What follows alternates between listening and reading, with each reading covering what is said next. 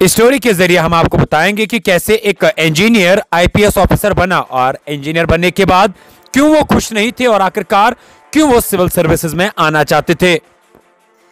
राकेश बलवाल एक IPS officer NIA की team का हिस्सा था जिसने पुलवामा मिलिटेंट हमले में 13,800 सफात पर मुश्तमिल चार्जशीट अदालत में पेश की, जिसके नतीजे में मुतय्यद गिरफ्तारियां हुई।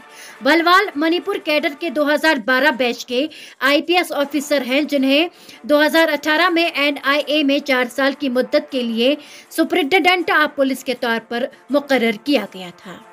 2012 बैच के आईपीएस ऑफिसर बलवाल को मणिपुर कैडर से एजीएमयूटी अरुणाचल प्रदेश, गोवा, मिजोरम और यूनियन टेरिटरी कैडर में इस साल नवंबर पॉलिसी में नरमी के हिस्से के तौर पर 3 साल की मुद्दत के लिए तब्दील किया गया था।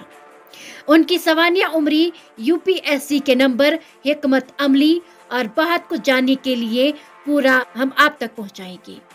आईपीएस राकेश बलवाल की सवानिया उम्री। राकेश बलवाल बचपन से ही सरकारी मुलाजिम बनना चाहते थे, ताहम उसने मैकेनिकल इंजीनियरिंग की, लेकिन उसने कभी भी खुद को उसके साथ इंसाफ करते हुए नहीं देखा। रेलवे में सीनियर सेक्शन इंजीनियर की हैसियत से उनकी मुलाजमत ने फौरी तैयारियों को तेज कर दिया। उनका मानना है कि किसी को अपनी शख्सियत और फितरत की बुनियाद पर कैरियर का इंतखाब करना चाहिए, चाहे वो सिविल सर्विसेज में हो, इंजीनियरिंग में हो, मल्टीनेशनल कॉरपोरेशंस के लिए काम करता हो या बैंकिंग में हो। हिंदुस्तान की तरक्की के लिए इन तमाम शोबों में हौसला अफजा नौजवानों की जरूरत है। उसने सिविल सर्विसेज पर सबसे आगे जाने का फैसला किया। उसका आगाज जनवरी 2009 में हुआ। उसका सफर राकेश बलवाल का ताल्लुक जेएंडके के एक छोटे से शहर उधमपुर से है। आज 17 दिसंबर को आईपीएस राकेश बलवाल ने 1 साल की सर्विस एसएसपी अंजाम दी, जिसने पूरे साल भर समाज के अंदर बढ़ते हुए 2 कैंसरों यानी करप्शन और ड्रग्स के खिलाफ लगातार लड़ाई लड़ी। अपनी इब्तिदाई नाकामियों के बावजूद ये एक ख्वाब के लिए उसकी लगन और अटल अज़म था, जिसने उसे जारी रखा।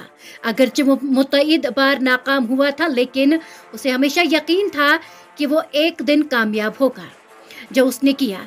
आईपीएस राकेश बलवाल रैंक और कामयाबी का मंत्र उसने यूपीएससी 2011 में 282 रैंक हासिल किया।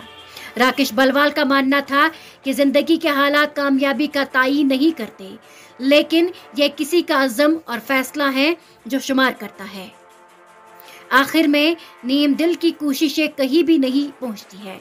अगर कोई अपने मकसद के बारे में पुरजोश हो तो ही कामयाब हो सकता है। एक शेड्यूल बनाएं और इस पर कायम रहें, चाहे कुछ भी हो जाए।